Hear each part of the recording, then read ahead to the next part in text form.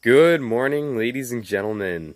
Yesterday we had some very exciting games go on in Game 4 of the NBA playoffs, highlighted by Luka's buzzer beater to knock off the Clips, and even that series at 2-2, and also the double 50-point game by Donovan Mitchell and Jamal Murray.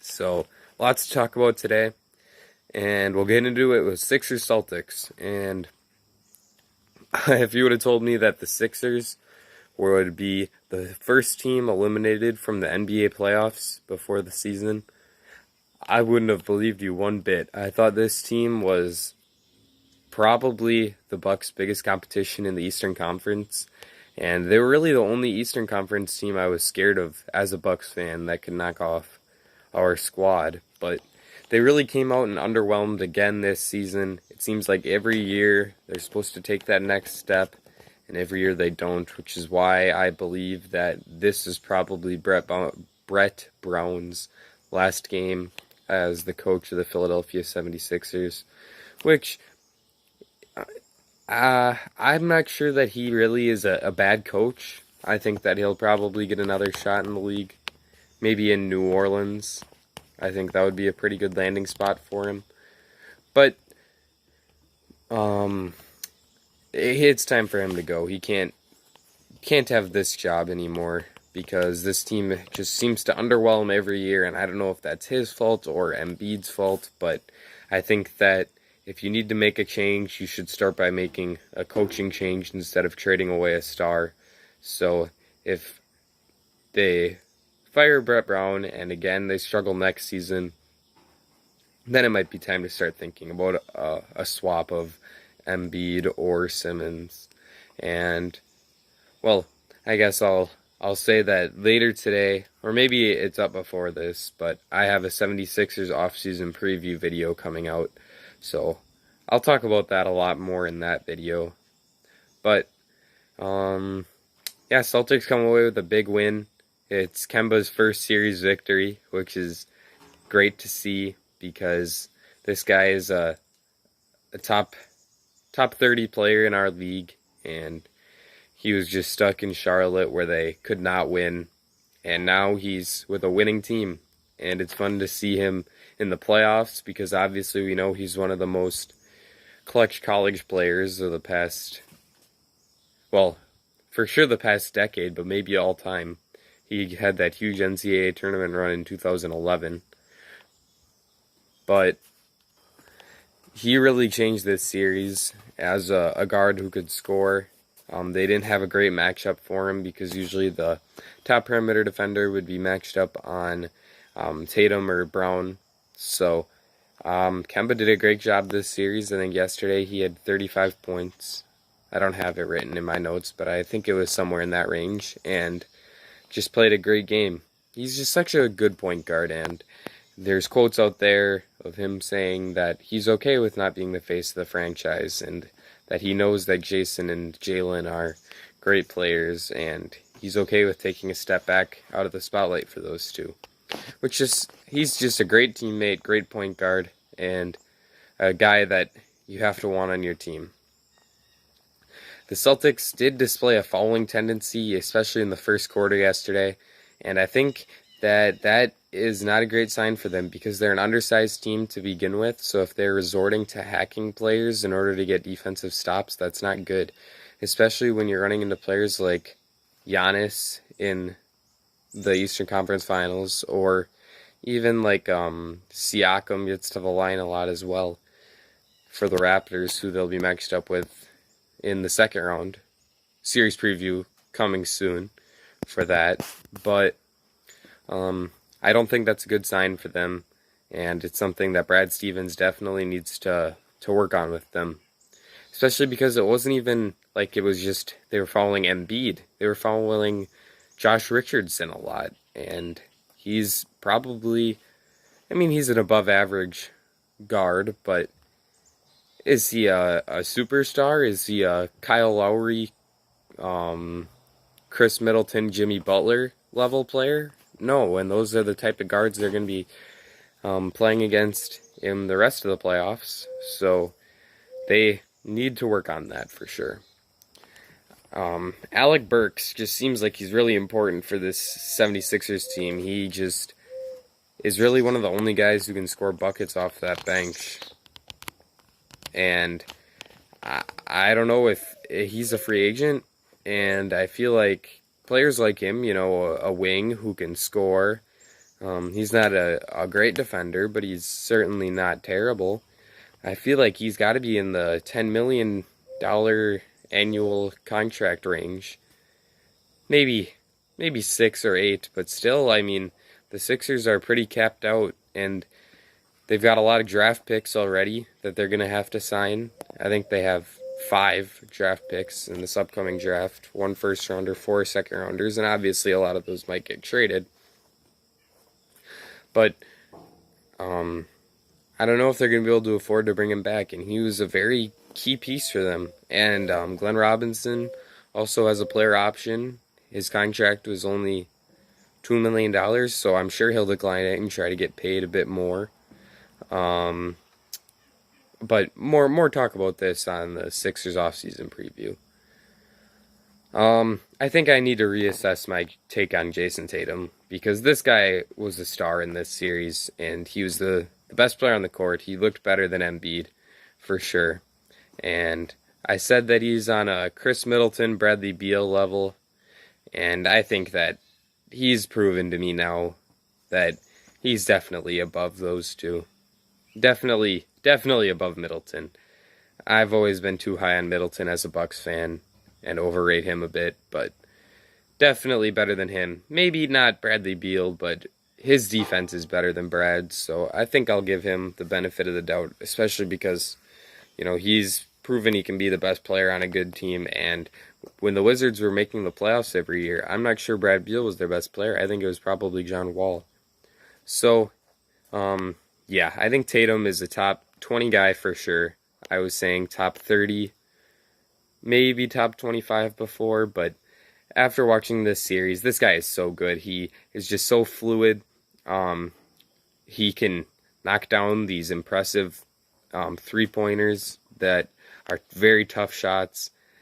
And as a young player coming up, he's going to be a star. Watching him and Luka and Donovan Mitchell and Jamal Murray just got me so excited for the future of basketball yesterday. So, yesterday he had 28 and 15, 10 for 18 from the field, and 2 for 5 from 3. So, this guy is going to be really good. He's already really good, already top 20. I'd put him just a shade below, like Jimmy Butler and Paul George, that kind of player. But yeah, he's a star. Oh, not a superstar yet, but very soon. He's on that superstar trajectory for certain.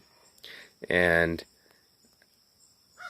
I kind of feel like he deserved most improved player this year, because last year he struggled a lot and he really stepped it up this year. So I forget if he is one of the 3 nominees, but I think if I had a vote, he would be my vote.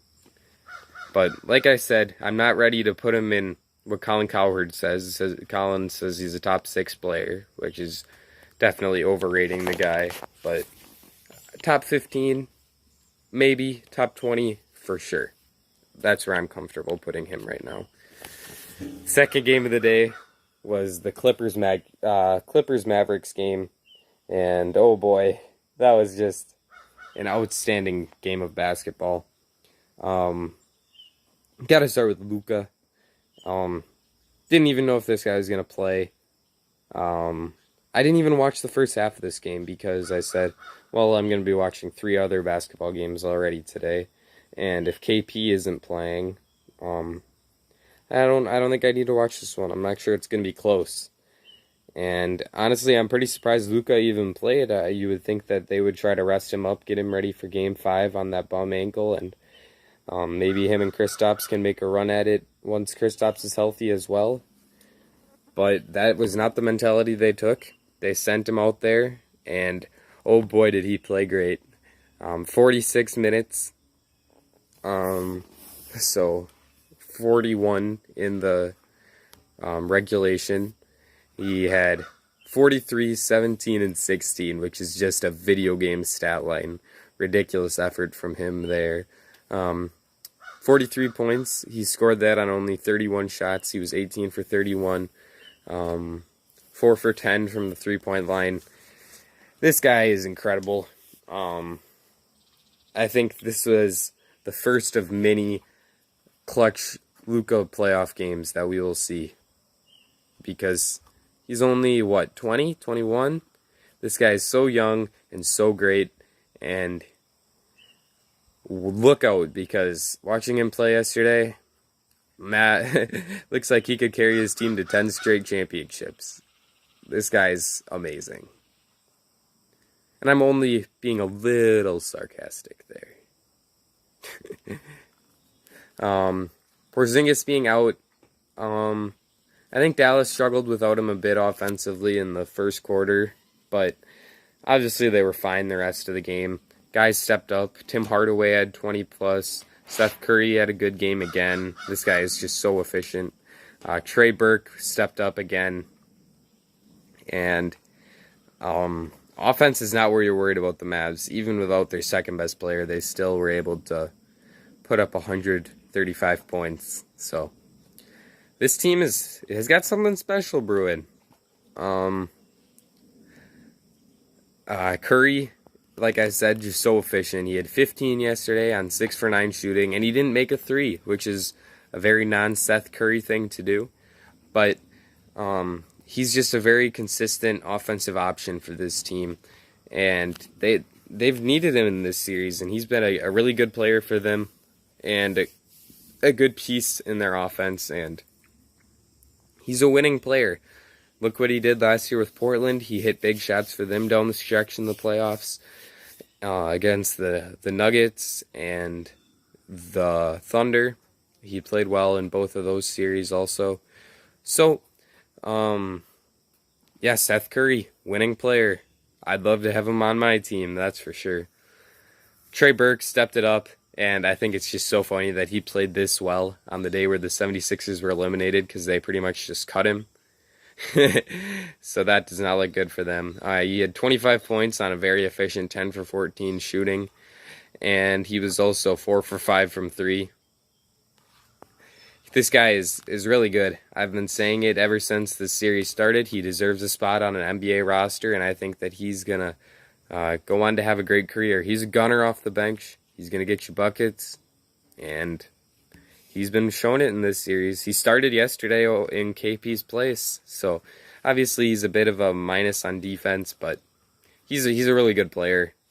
He can fill it up, and it'll once again will be interesting to see what team he's on next year. What's wrong with Paul George? I think it's very psychological. He's in his own head. He's seeing, I don't know if he's seeing, well, clearly he is because he responded to it, but he's seeing all this stuff on social media that's putting him down, and he does not look good.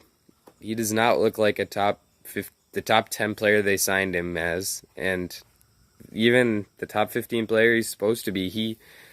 He looks like a bit of a bum. Yesterday he had 9 points, 3 for 14 shooting, 1 for 7 from 3, and that's the third straight game where he's had a very similar stat line, and I just think it's psychological. I think that eventually he's going to start knocking down shots. He's going to figure it out. But as of right now, he does not look very good. And it might not be purely psychological because Dorian Finney-Smith is a great defender. And that's who the Mavs have been throwing at him all series. I think that the Mavs should try putting him on Kawhi.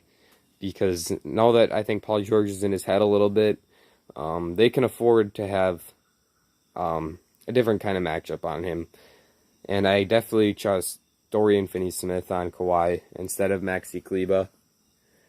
But then the question is, do you put Kleber on Paul George? Or is that Luka matchup maybe? I know they don't like putting Luka on star players like that because it tires them out, and where they really need Luka is on offense. But